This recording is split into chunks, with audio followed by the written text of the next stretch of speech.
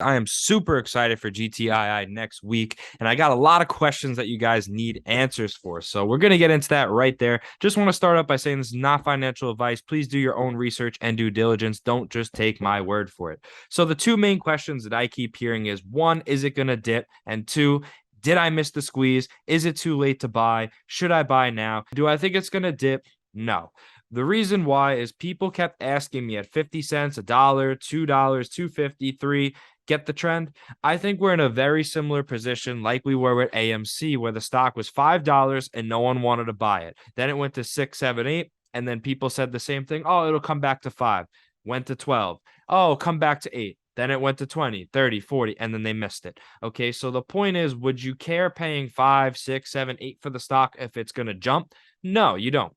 So that's the big point that I'm trying to tell people. If you have no skin in the game, don't wait any longer. I mean, what's the difference between 5.40 and $5 or 5.40 and $6? I mean, we're talking about 50 cents here for the stock to possibly run multiple dollars. Maybe it goes to 8, 9, 10, or who knows what it does. But that's the point, is the longer you wait, the higher you're going to pay for this thing. I mean, we've seen consistent green candles back-to-back days. Go look at the charts. I mean, it's right in front of your face. So please, if we want to help this, if you want to add fuel to the fire, if you want to kill the shorts, I'm going to be buying as much as I can at market open, as much as I possibly can afford, because I want to stick it to them. I want to make sure that we have the greatest chance of gapping up and taking that next leg to victory. So let's jump into the questions here. I know you guys have a lot of them. I'm going to do my best and try and answer all of them. First question is no specific numbers, but how would you play? What would you recommend super newbie people to get out of GTII when it's time? Something like wait 25% of your shares enough to cover your initial investment, 50 when you get a decent number, another 25 super high. Yeah, it's a great question. And not a bad plan at all for someone that's a conservative investor. My biggest thing is don't recreate your old habits, right? Don't do the same thing you did with AMC or GameStop if you took a big L on it. Secure the profit. No harm in taking money off the table, right? If you're up 400 or 500%, no shame at all. Don't be that guy that YOLOs everything to the top. Okay, it's just not smart either way. If you get lucky, why do you want to risk your hard-earned money for luck or chance? Go gamble on sports or do something else. This is the stock market, so make sure that you're smart about your investments. There's nothing wrong about losing out on more money as long as you're up profitable. You rather lose out on making more money than less, but there are going to be so many people on both ends. I think really the simple answer is, what style investor are you? If you're conservative, this works well, and you could even change the numbers a little more. If you're more radical, there's some people that would rather maybe sell 10% until they clear their investment or wait till a higher number. But it doesn't really matter. There's no right or wrong answer, no cookie cutter sheet there. I'm not the only one that's going to see this. SEC suspends pending investigation. No, the SEC is not going to do that, in my opinion. I think if anything, penny stocks will be halted. They won't be suspended. There's more fraud in the public markets and even, in every other penny stock that we know about. So I don't think that's the case. In the end, it's the prime broker that's going to bear the responsibility, not them. So they can be under investigation. They could be charged with RICO charges or flee to the Caymans, cut their phone lines off, file bankruptcy. There's a million things they can do that would try and get them out of the trade. In the end, it doesn't matter. It's on the prime broker. So I'm going to just humbly say no. Why not us? Love that, brother. Love that. Why not us? What is a GTC order? Is it important to use? What's the advantages and disadvantages of limit sell versus market sell during a squeeze? Yeah, so that guy kind of answered it, but I'll show you HKD, for example. And this is, again, just trying to use it for example purposes. Say this candle here, right? The low is 1940, the high is 2300. That's in 5 minutes. So you saw roughly a $400 fluctuation in 5 minutes. Now, if you click market sell, you don't know where that's going to fill. It could be at 1900, it could be at 2000, it could be at 2100, right? You have no idea. So when it comes to GTI and OTC markets, you can't use a market order. You have to use a limit sell, which means you go directly in here and you click buy or sell for a specific dollar and penny amount. For here, you just click market. You can get filled at any ask price in between the range of this candle here. So that's why it makes it a little more deadly, because you don't know where your fill lines or where your margins are going to be. Now for GTC, what is it? You can click buy or sell. All it is just setting a specific instruction. You see day, that means when the order is going to be closed out.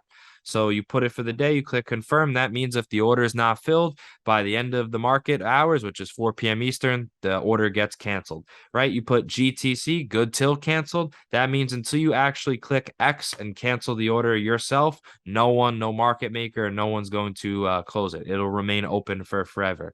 And that's what you see here on the level twos. These are good till cancels. So that's why there's always orders on the bids, even when the market's closed, is because they're still active. What indicator is best to monitor, track potential covering? Well, I think it's just simply one, looking at the price action, right? When you start to see it move really aggressively, there's no way you're not going to know, hey, we're in the squeeze. I mean, it's going to be impossible to not know, right? So if we go all the way here, when it really starts to run, right, you're going to know. Okay. And as you could see, HKD was at, 30, 40 bucks, 50 bucks. It's moving, a couple of dollars, no big deal. And then all of a sudden it just goes boom all the way up. And then the next day, it just starts really gapping up. So you see from 58 all the way to 80, comes down and then starts, going parabolic. So that's a good way to, one, just physically watch it, but to track it, you're going to have to go to the OTC data here. So as you could see, OTC short report, you could use the FINRA data as well. You want to track volume and short volume. So this is a big reason why I don't think there's been any covering on Friday, because we're still seeing 70% was shorted. So that means 70% of the overall volume without one single retail buy was sold short. So if they're buying back and covering, they wouldn't be selling to this extent. So there has not been any covering, in my opinion. The short squeeze has not begun, in my opinion. I've made that very clear. So that is a way you can track it as it goes up. You want to see the volume rise and the short volume decrease. I just answered that. You're the man, us alongs. Oh, no, you don't owe me anything, brother. Thank you for the support. What's a live ticker for the OTC? It should be any broker. So use Fidelity, E-Trade, Schwab, Interactive Brokers, TD. Anyone that you're able to purchase the stock from should give you real-time access or real-time data. It should never be delayed. If it's delayed, there should be a problem with your account. If you're using an external source like a TradingView or a Yahoo Finance, yes, penny stocks are on a 15-minute delay, but anyone you're buying it from shouldn't have an issue. No. How can you use volume as a tool to exit? I've talked about that. But actually, I'll go into a little more. Say there's 100 or 200 million shares short. You're just going to want to track that. Same thing here. So you see volume 8 million and the short volume goes down. Well, it's going to be hard to say how many retail people are buying, but you have a good idea of how many shares are short and what you could look for in, one, the daily volume, and two, comparing it to the short volume as well. How many days do Kramers have to cover? No idea.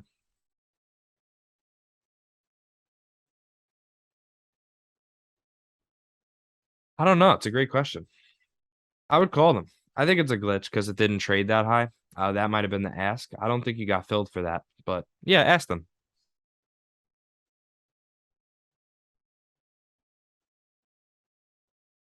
People keep asking when to sell. Remember, the prime broker have to step in when they're liquidated. There's 100 million share hole to fill. We decide, we set our bids. Yeah, yeah, pretty much.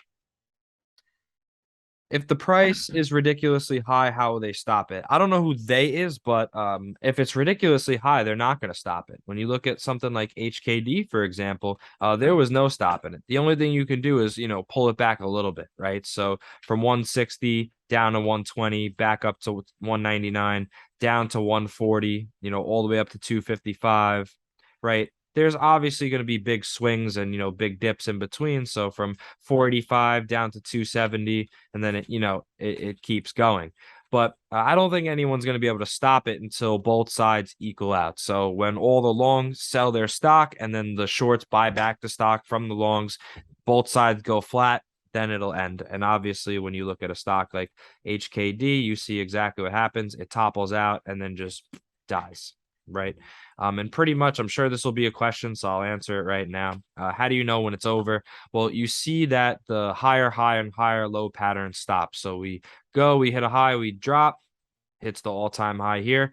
We do one test here, 2, 3, and 4 breaks down. And basically from there, you say, okay, it tested once, twice, 3, 4 times, and it failed. It got rejected multiple levels, and then it starts to topple over. Okay, that is a good example of how you can know when things are starting to slow down. Also, the volume. So if you're seeing very high volume and the volume starts to fade as it falls, that might be, an indication of a possible reversal. But it, like we said, we saw it come back up once, twice, three times, and it didn't make a new high. So that's not the case there. What happened this week? Does it improve your personal expectation of the floor? Yeah, absolutely. When we look at the stock, I mean, it had very impressive week. It ran really hard, 74% up $2.26. So yes, I think my expectation of the floor is obviously going up. I mean, it's creating higher bases, it's creating higher lows and higher highs. That's great, or what we want to call an ascending level of support. Now, the one factor that we would like to see pretty much when we compare it to like an ATXG, right? We want to see it start as high as possible. So even if we walk the dog up to $9 or $10, right, and they're still continuing to short it, it's only going to be better for us because the higher it starts, the higher the compounding factor on it. So pretty much when you see something like ATXG, this really started right at 12.95. So it went to 12.95, blew up all the way to 30, came back down, and then just continued to gap. It doesn't matter. I mean, I think everyone just wants it to start, whether it's at $5, 6, 8, 10, it doesn't matter. But yeah, I think my expectations are very high. I'm super excited for the stock. And after what we saw on Friday, a huge close, 70% up, breaking all-time highs. Yeah, my expectations are through the roof. If the warrant dilutes the stock, I'm just going to say it doesn't dilute the stock. That's wrong. How does it help the price instead of dilute it? And then about the Shiba Inu. So yeah, why does it help? Because warrants do not have a cuspid number on it, so they're not able to be duplicated or replicated. Now, what you would want is to go to your broker and ask, to exercise the warrants. And if they're not able to provide that for you, that means that the shares that they gave you, or say that claim that are in your account, are not actually there, right? They're not physically backed. They're not delivered by anything. They're essentially just an IOU. And what we know is that would be a federal lawsuit, or what we'd like to call wire fraud. So that would be a huge problem. Please, if your broker says they don't have it and you've had shares, for over a year, since April of 2021, please grab a screenshot of that, send it to me. That would be incredible. I mean, you would love to sue them because they're going to lose 100%. You cannot say someone owns something that doesn't exist. You cannot give someone an IOU. It has to be delivered. Okay, we know they're committing fraud, but they cannot allow themselves to say that. So that's really what it is forcing stock settlement. Unlike that ape, when they did the preferred, they had cuspid or CUSPID numbers. The street got them, they duplicated them, they went to work shorting them. You can't do that with warrants. Okay, they have to be physically delivered, they're insured, and that's really what we want to do, is to sort of kickstart this squeeze. And if the brokers don't have them, what they'd have to do is go into the open market and purchase them. And what we know is that's just the same way as how short covering works. Is you're going into the open market and you're buying the stock. So if a broker goes into the open market and buys a stock, it's going to jack the price up. That was the point of lowering the warrant. But even though they didn't have to, it just, kind of broke some walls down that enabled the stock to jump higher. For the Shiba, I've already posted about that. I'll leave the link in the description, and I'll also throw that photo up. But basically, what they did is they got rejected or denied by the DTC. FINRA reported that the DTC blocked it. I'm not going to go into that. I talked about it enough already, but yes. If the OGs hold the real shares, does that mean that every new investor holds synthetics? So the OGs of GTI would set the price. No, again, this is not like AMC. Once you sell, everyone here is going to play their part. Everyone owns shares. They sell, the money goes in your account. All the shares have to be bought back at the end of the day. I'm sure everyone has synthetics. So, we're living in a world of synthetics, every stock, everywhere. They never say no. They never deny you any sort of buying. It could be Tesla, it could be Apple. I mean, everyone has them. So, no, I wouldn't think that way. Can they do the same manipulation as what's happening to us with AMC? How is this different? No, this is a completely different stock. This is why I'm heavily invested in GTI, because it's so different and so unique. There's no options chain. There's no halts or circuit breakers or anything that's going to be able to nullify volatility. The biggest thing is that these shorts, they're not able to hedge themselves in other ways like you could with an AMC or a GameStop or really any publicly traded stock. That's the biggest thing here. There's no extended hours of trading to where they could take a very small amount of liquidity or a small amount of shares and drop the stock, aggressively. We see what happens in after hours. There's so much fuckery that happens. These nasty pin candles that drop $2-3 off no volume. You're like, how does this even make any sense? So that is why you're seeing just pure death by the firing squads. I love that term because the shorts are literally going to get murked here. They can't help themselves. All they could do is sell the stock short. They can't let it run up. And we've seen that time after time on the macro view is that they just have to keep pushing it down. Every time it runs up, it gets hammered all the way down, less and less, lower highs, lower lows. They don't want it to go up. So now that you see this candle, they're like, oh my goodness. I mean, they're down $400 million at this point. Goes to 10, it's going to be $1 billion. So watch out. Is it Monday yet? No, I mean, I wish. I'm not going to be able to sleep tonight. Can you track OTC stocks with Bollinger Bands? Absolutely. Greg, my buddy, does, and also Ori does. So I personally do not, but I know it's a great tool. A lot of people love it. If you have a limit order for 500, it shoots past it on the squeeze. Would it be picked up for higher? Can you be bypassed completely? Yeah, you could be bypassed completely. And I've talked about that with TD and other brokers. You set it for 500, you should be filled for 500. Nothing more, nothing less. I've heard that plenty of times, but it's 100% possible if the stock jumps and actually skips you. Yeah, I think that would be a good problem to have, but yeah, definitely. Where's the best place to get a hot dog? I don't know. Ask Cam. He's the specialist there. I don't do hot dogs. I'm a burger guy, so extra cheese on that for me. No dogs. Rock and roll. Let's go, brother.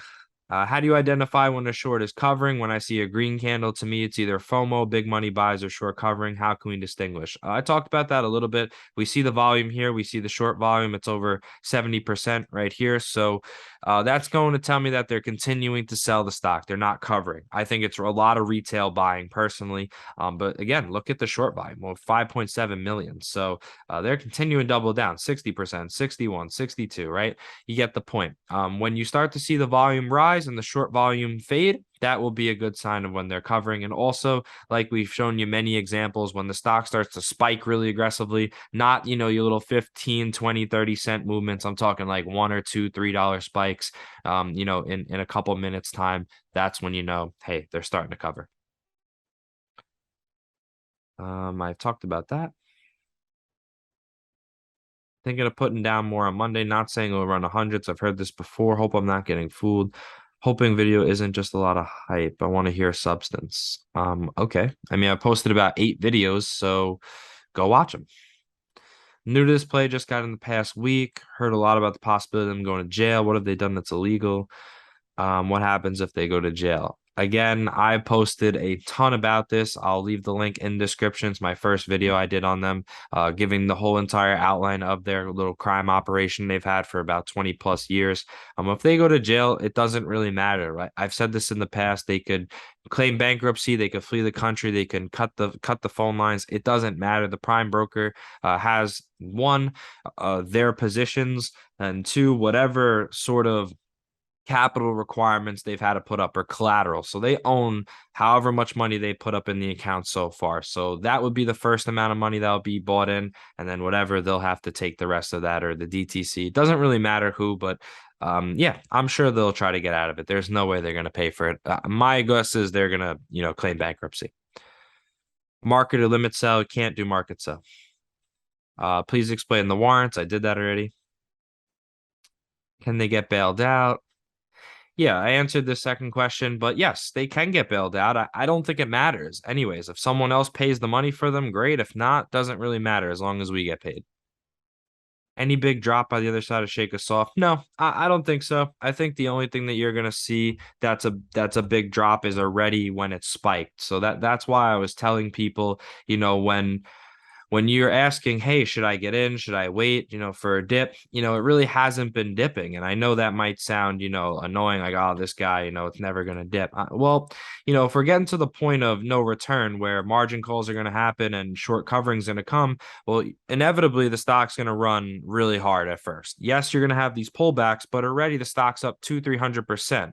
So to pull back 50 or 100%, it's already after it gapped up. So pullback in my eyes means the stock's at 531. That means it's going to come down to $3 or $4.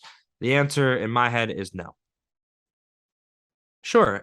Is it able to? Yeah, I think it's able to. I mean, it matters on the circumstance. Is it guaranteed? No. Is it a high chance? I'm not sure. I mean, it matters on where everyone's mindset is. It matters on, how quick the stock moves and also at what price it starts to squeeze. We own majority of the float. Don't forget that. Yes, we do. How would a halt affect the squeeze? There are no halts. Please expect how the setup is different from these. I did already. Realistically, where could it go? I've talked about that. When are you thinking of selling? What number? For me, it's all going to be on the fly. I have a very good team of guys around me. I have a big group. So we're all going to come together. We're going to formulate a real big plan in our war room. So I'm going to try and be as transparent with you guys as much as possible and let you in on when I'm getting out. But, I don't really have a set number or one, specific price yet. Margin call, basically they're going to say to the prime broker is going to call up them and say, hey, we need more capital requirement because your position's getting infinitely, greater in terms of risk. And if they're not able to provide it, it could be an intraday margin call. It could be, I don't know how their relationship is. They might give them 72 hours to come up with the money, 24 hours, whatever the agreement is. I'm not sure, but it can happen at any moment in time. Yeah. Is there anything to kill the play? Monday, lots of FOMO trading. Will that affect the squeeze? No. FOMO trading is just going to take the stock price higher. And I think, a lot of what you're seeing in Gtii on Friday was that. I think it was a lot of people buying in, seeing the stock, spike, 20, 30, 40%. People are saying, okay, the stock was 60 cents. Now it's up 40%, it's up 50%, 60, and then closed at 74%. So the FOMO buying and the retail pressure, it's just adding more fuel to the fire. It's accumulation. It's killing them. So no, absolutely not. It's a good thing. And especially if institutions do that and take the price up to say $8, $9 before they even start covering, that's going to make it even exponentially better for us, but worse for the shorts. Are we expecting multiple day Viagra candles? What are the chances the whales hold past 500? I mean, it's similar to the 200 question. It matters on where everyone's mindset is. I'm sure not everyone's going to be holding to that number, but yeah, I mean, it's possible that it's going to be a multiple day play. You have to check the volume. I mean, if you see 100, 200, 300 million volume traded in one day, I would be a little concerned, like, okay, maybe this is, over. But if it's not that high, if it's just going 10, 15, 20 million per day, I think it's possible to have a multiple day event. Sure. Thank you. Appreciate that. Well, yeah, even if you have good till cancel orders set to 100 to 1500, I mean, the stock price hits 50 to 100. I mean, you're out of your mind to not take any money. I mean, you're out of your mind to not sell some. I mean, guys are buying at 50 cents. Stock goes to 50 to $100. You're expecting no one to sell. So, yeah, I mean, inevitably that's going to happen. So, yeah, same thing. Everyone's going to ask me, can it go this? Can it do that? Yes, it has the potential to. Will it? I mean, it depends on where everyone's mind is. Are the Kramers also shorting finger? No idea. Talked about that. Okay. I'm pretty much done there. Wrapped up that video. That was my video. I hope I answered all of your questions on it. I can't hold your hand through this. I don't know when I'm going to sell. I don't know what the top's going to be. But I gave you a really good price to get in at, which was around 50, 60 cents. So I hope you guys have enjoyed this video. I appreciate the support. And like I said, on Monday, we ride.